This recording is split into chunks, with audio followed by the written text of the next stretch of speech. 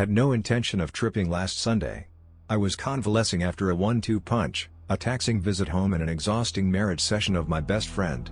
After coming back, I went to a Battles gig this Friday which was, needless to say, stupendous and loud. I had tinnitus of the left ear till Saturday. My friend, R, who was also at the gig mentioned that he had tried out some new psychoactive and might get the opportunity to score it again. On Sunday I woke up well rested. R called up to say he was coming over with another mutual friend. R, my younger brother, B, came over for lunch and stuck around when they came. Apparently, R had managed to get his hands on some Changa.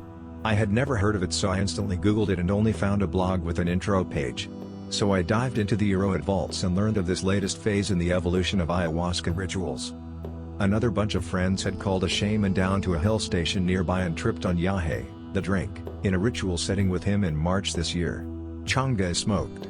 I had once tried to smoke DMT crystals in a glass pipe almost a decade ago in college. We didn't have enough for more than a hit each back then, and on top of that, as novices, we didn't know how to burn it properly, so the effect left a lot to be desired. Last time I tripped was during the bachelor party of my best friend at the end of September this year, though it was pure MDMA, an empathogenic, which he sourced from a doctor. Last time I tripped on a hallucinogenic was last year in October on shrooms at another friend's bachelor's. I was curious now about this drug that had appeared. Although anal and antisocial as I am, I was also a bit miffed that my plan for Sunday, of reading alone, was no longer an option. Mostly, I was worried about B. We have been smoking weed for a long while, but he has never tripped on proper psychedelics. Much like me, he spent his 20s in a self-destructive manner, and I had warned him that psychedelics bring psychological conflicts to the surface in an unpredictable and uncontrollable manner. No drug is as strong as the hormonal concoction that starts running in our veins after puberty. Thank God he heeded my advice, and the turbulent phase of life is, hopefully, behind us now. That doesn't mean he has learned anything though. B pleaded that he did have experience with psychedelics because he had done ketamine, so I explained to him that's the exact opposite of a psychedelic. A tranquilizer cuts off his senses rather than overloading them. So we started setting up. The ice bong had been out of service for months, so we took it out of the closet and cleaned it thoroughly. R cleaned the pipe with isopropyl alcohol. I have an empty hall in my flat, only white lights, no decorations, wallpapers or carpets, no TV either. We shifted one of the single-seater couches next to the balcony's sliding glass doors to look out on the beautiful evening sky, smog-free and incandescent blue. My balcony is at one edge of the apartment's campus, looking out on an unconstructed field with overgrown vegetation due to frequent afternoon showers. Children still find a way in to play soccer. It must have been around 5 when R took the first Changa bong hit. Kongding Ray was playing on a jawbone system. I was also worried my lunch would come back out from the purging effects of psychedelics in general and ayahuasca in particular, so I rolled a thin small joint, 5 to 6 strags, of Changa and tobacco first. It felt much stronger than any pot I had come across. My fingers tingled and my hands felt like a plant leaf with slight condensation on it. I reached the mild euphoria of the post-trip state directly without actually tripping. Language became a labor. Now I was anticipating my first Changa bong hit. After R and B, it was my turn. I sat on the couch and lit it. As I rolled my head back, I broke out in cold sweats. I was feeling cold before, but now suddenly my body needed the cold breeze coming in. Every pore opened up to welcome the climate. The trees in the field and the railing of the balcony came and moored from their foundation and became abstract geometric patterns. There was no noticeable auditory hallucination though. Movement and speaking were out of the question for 5 minutes. The first bong hit was just my body getting used to this new substance. The sweats and the palpitations were familiar from shroom tripping. Unlike shrooms, there was no adrenaline rush that blanks out various bodily pains. I was looking forward to the second hit. This time, the auditory hallucinations came on stronger, that weird soundscape that psychedelics open up where the sound doesn't just come from the speaker but from the room as such, every delayed frequency noticeable. How can you be inside a room and yet hear the room as a speaker, which would require the listener to be outside? The sound came in quantized packets and left trails, just like the light. It was now almost dusk. The sky had turned ink blue. My balcony faces west, so the clouds were still reflecting the light of the setting sun. The spectrum from a glowing pink to raven purple was being reflected by the clouds over the blackening sky. I got up and walked out to the balcony. A building to the extreme right was also bathed in indigo hue. I thought I was still tripping, but it was actually outdoor UV lighting. The second hit was much more intense. My body had become used to Changa and was allowing it to do its thing. I noticed the signature collapse of psychedelics, the inability to physiologically separate dream state from waking life. At its peak, the kaleidoscopic patterns were independent of whether my eyes were closed or open. Illumination and darkening were following their own rhythm, free of ambient cues. At the end of my second trip, the album got over. Now I was really excited for the third hit, anticipating the DMT breakthrough. I took over the music. R was gearing up for his third hit and I played Rusty's Glass Swords.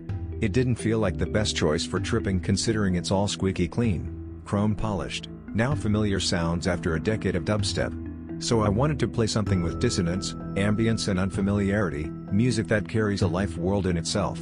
So I decided on Burial's EP Rival Dealer. That third hit was everything I expected and more. The opening bars of the opening song of the EP was playing, Burial sampling some old school jungle, when I took the hit. Almost instantly I warped elsewhere. The music trailed out into a distant ringing and stroboscopic light points appeared outlining space and volume. The ringing became quite loud and I panicked about tinnitus coming back with a vengeance when the visuals took over completely. The stroboscopic lights morphed into kaleidoscopic textures and planes forming a new reality. I was in the mirror room at the climax of Bruce Lee's Enter the Dragon, except this time the room was multi-dimensional instead of just four walls and the walls didn't reflect each other as much, melded various points in a fractal design, form over physics. I also knew, I don't know how, that the dragon was some female designer, not a kung fu master. She wanted me to appreciate her design skills and told me the room was made out of alien material whose closest analog in our world was plastic. So I was in this rapidly reforming room where it made no sense to ask of simple physical questions like which direction is up? Or am I standing? Then, the felt presence of this alien termagant vanished and the walls, so to speak, started to close in. They didn't close in as much as I realized that there was no longer any separation of inside/outside, body/habitat, just a floating perspective with no anchor. The planes of the kaleidoscope started shifting in opposing directions and I felt like I was traveling through a wormhole. At this point, I was attacked by the most uncanny feeling yet, this plastic that she had talked about, it was not entirely molded by her. It was forming and reforming on its own. It was not just expanding and contracting. It was breathing. The plastic was alive. I was traveling through a biomass wormhole, a galactic vagina, if you will. I was scared, just like every other time, that I had gone too far. I was blaming myself for being childish in the enthusiasm for a new experience for which we risk our sanity and play with death in small doses. Only 10 minutes had passed Earl. The first track had ended with the sample come back to us. As the second track of the EP started, I came back to earthly life. I was in that powerless state where you hold onto the music as if your life depends on it, as if every sample and sound is super significant and portentous. Burial was evoking the 90s in his style with samples of music from that era being played by someone entering a car and switching on the tape player. The clicks, the dicks, the ghostly distant sounds, the tape hiss, it all gave me intense deja vu. The sense of false memory was so strong when I knew for a fact that I had never tripped to this EP. The visuals had quieted down by now even though my eyes were still jittery. Movement left a trail. R&R went to get something to drink. B rolled a cig for me. I put on Joe Def CP but it was too polished and high fidelity so I switched to Comtruse for more analog electronics and tape FX from the 80s. R&R came back with Amrit Whiskey. B wanted another hit. I realized that my worry about B was a projection. I was worried about losing myself permanently, a worry I projected onto him. No one is as overwhelmed during trips as I am. They talk, move, dance. I become paralyzed and mute. I wanted B's final hit to be excellent too so I played Fly Low's Los Angeles album for him. After that, everyone but me had a whiskey drink, followed by a weed chillum and a hash chillum which I did partake. We finished off with the evening with some acid damage jams of Sun Rao and a throwback to the original hippie scene. Come downs are the only time endless guitar noodling makes sense. I believe we went through a gram of Changa in 11 hits, plus a teenage A, which comes to approximately around 0.08 gram per hit. The main problem, especially as I age, with psychedelics I did over the last decade, acid, shrooms, MDMA, is the investment of time. Quite simply put, I have grown tired of overnight raves which leave you fatigued and useless for a couple of days before you can trip again. This time around, we did it in the afternoon to evening period and Changa gave us more control over because an episode lasts 10-15 minutes. It is more of a visual hallucinator than acid or shrooms which affect the perception of acoustic space more intensely and on a much more extended timeline. Acid affects even beyond the trip cutoff point. On a personal level, this was the first time that I tripped in my house, the first time that my brother B tripped on any psychedelic, the first time we tripped together and the first time all of us tripped on Changa.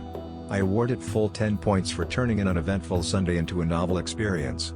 No psychedelic has ever been as spectacular as Changa for me.